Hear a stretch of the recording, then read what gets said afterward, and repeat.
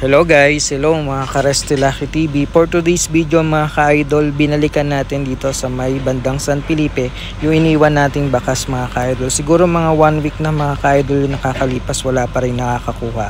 So ito nga mga idol, kinuha ko yung ating iniwan na bakas at ilalapag natin sa ibang lugar mga idol. Sa nakapanood ng video na to, mag-comment lang kayo kung saan natin pwedeng ilapag yung ating iniwan na GCash na may sticker mga ka-idol.